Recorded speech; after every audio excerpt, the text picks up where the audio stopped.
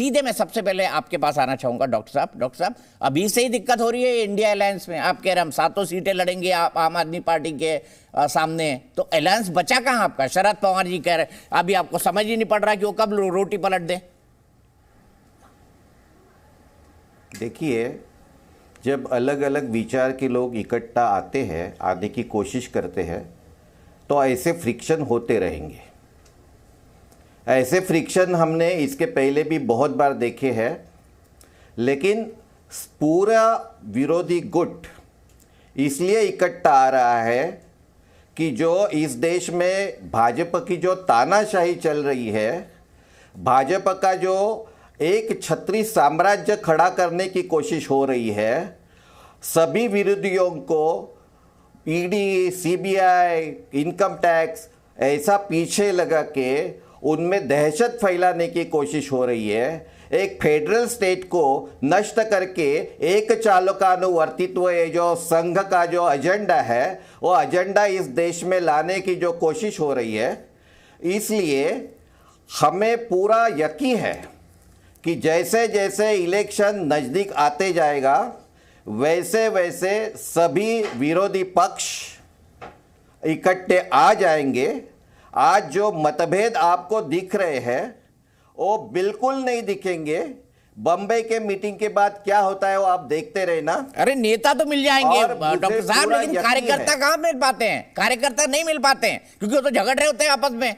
अब कांग्रेस का कार्यकर्ता क्या आम आदमी पार्टी के कार्यकर्ता के साथ सड़क पे खड़ा होकर आम आदमी पार्टी के नेता के लिए या कांग्रेस के नेता के लिए कैंपेन करेगा?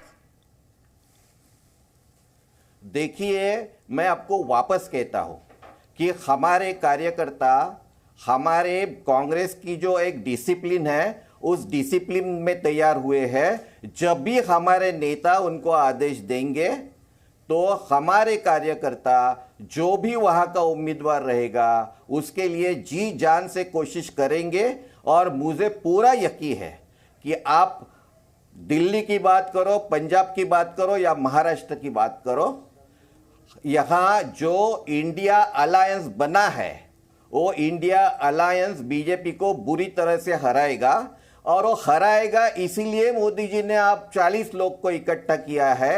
ये बात आप ध्यान में रखो। कल आपका मोदी जी का अगर भाषण सुना आपने, उस भाषण में मोदी जी ने कितनी कोशिश की जैसे कि वो इलेक्शन का ही भाषण कर रहे थे। और वो भाषण का एक लाइन में डिस्क्राइब करूंगा मैं। वो भाषण ऐसा था कि तुम मुझे वोट दो, मैं तुम्हें 2047 के जुमले देगा। क्योंकि ये जो बौखलाहट मोदी जी की हो गई है वो कल के भाषण में हमने देखी है। इसलिए मैं आपको पूरा आश्वस्त करता हूं, आज जो भी मतभेद आपको दिख रहे हैं वो मतभेद कल नहीं रहेंगे। बीजेपी के तानाशाही के खिलाफ, बीजेपी के एक चालकानुवर्तित्व के खिलाफ, बीजेपी की इस देश की डेमोक्रेसी नष्ट करने के खिलाफ, बीजेपी का इस देश का संविधान नष्ट करने के खिलाफ तो आप आ जाएंगे तो डेमोक्रेसी जिंदा हो जाएगी डॉक्टर साहब। हम आएंगे। देखो, हमारा पार्टी ने ही तो डेमोक्रेसी लाया इधर। देखिए, ये डेमोक्रेसी ऐसे नहीं आया इस देश में। महात्मा गांधी ने जो इस देश के सभी लोगों को इकट्ठा करके धर्म, जात, प्रांत, भाषा, जो एक ब्रिटिश के खिलाफ एक आंदोलन लड़ा, जिस आंदोलन में इनके पुरखे नहीं थे, उस आंदोलन से इस देश में एक देश का निर्माण हुआ। ये आइडिया ऑफ इंडिया इस देश में नहीं थी। ये idea of India Mahatma Gandhi के सर्वसमावेशक आंदोलन से आई। महात्मा गांधी ने सभी के उत्थान का आशय भारतीय स्वातंत्र्य आंदोलन से जोड़ा। इसलिए इस देश को एक सबको समान नागरिकत्व देने वाला संविधान तैयार हुआ है। वही समान नागरिकत्व कुछ मनुवादियों को बर्दाश्त नहीं होता, इसीलिए संविधान बर्बाद करने की ये कोशिश हम हरगिज यशस्वी नहीं होने देंगे। प्रेम शुक्ला जी, डेमोक्रेसी तो कांग्रेस ही लेकर आ रहा है, ये आप क्या कर रहे हैं? आपने कौन सा तीर मार लिया? अब देखिए, यही कांग्रेस का जो है बड़बोलापन है। भारत में लोकतंत्र वैदिक काल से है और भारत, आइडिया ऑफ इंडिया छोड़ दीजिए, भारतवर्ष जो है, ऋग्वेद में भी भारतवर्ष का जिक्र है। तो भारतवर्ष जो है, ऋग्वेद तो महात्मा गांधी के जन्म के हजारों हजार वर्ष पहले का है। तो किस तरह से जो है, और ये कांग्रेस की क्या बात करते हैं? 28 दिसंबर 1885 को कांग्रेस की स्थापना का प्रस्ताव क्रमांक 1 है कि अंग्रेजों की सेवा के लिए कांग्रेस को स्थापित कर रहे हैं। उसके बाद कांग्रेस के 16 महामंत्री, महासचिव वो अंग्रेज अधिकारी क्यों होते थे? और डेमोक्रेसी लाने वाले कृपा करके बता दें कि इस देश का पहला गवर्नर जनरल अंग्रेज क्यों बना? एडविना के चरणों में कौन बैठा हुआ था? वो कौन सी डेमोक्रेसी थी?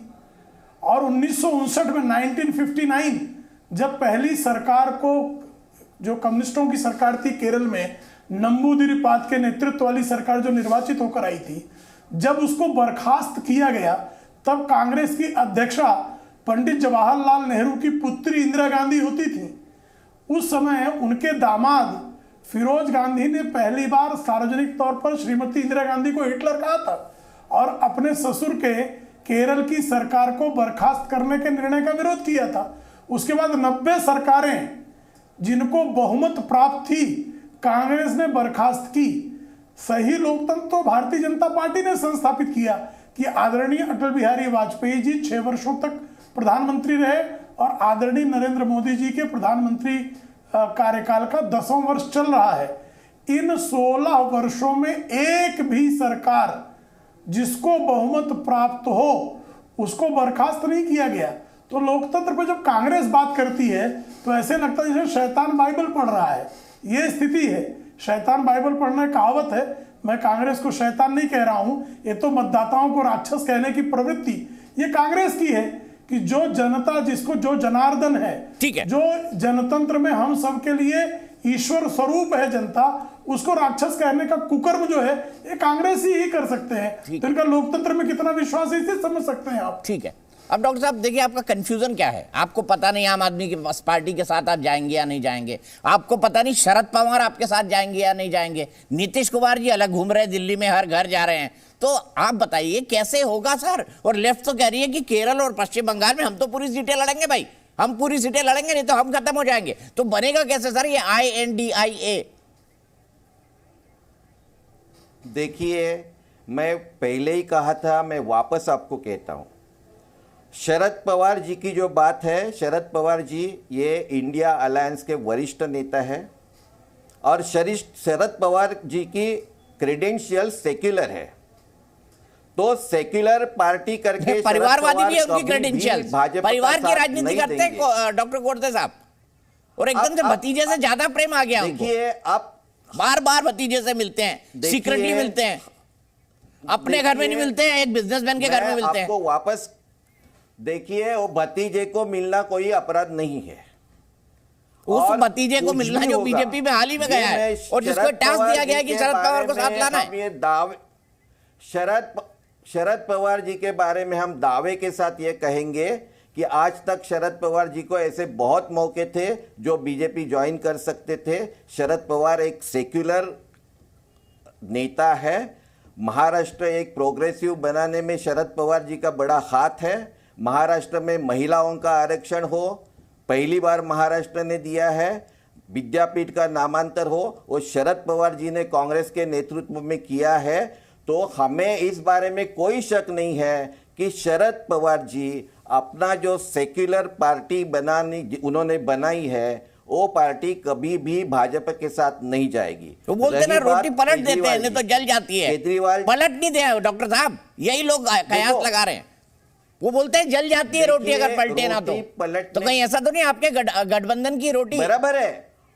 शरद पवार जी को जब लगेगा कि रोटी जल रही है तो वापस पलट देंगे और हमें पूरा विश्वास है कि शरद पवार जी इस इंडिया गठबंधन के साथ रहेंगे और इस गठबंधन की जीत में उनका बहुत बड़ा हाथ रहेगा। रही बात यहां इस देश के डेमोक्रेसी की, कौन सी बात करते हैं? 5000 साल पहले इस देश में डेमोक्रेसी थी। इस देश में मनुस्मृति का राज चलता था और हर एक वर्ण के लिए अलग अलग कानून थे। ये कौन से मुंह से बात करते हैं मनुस्मृति से? मनुस्मृति वाले ये मनुवादी लोग डेमोक्रेसी की बात करते हैं और हमें बोलते हैं हम राक्षस है, हम शैतान है। अरे शैतान तो आप है, शैतान तो आप है जो ये डेमोक्रेसी को नष्ट करने निकले हैं, जिस डेमोक्रेसी को बनाने में आपका कोई सहयोग नहीं था।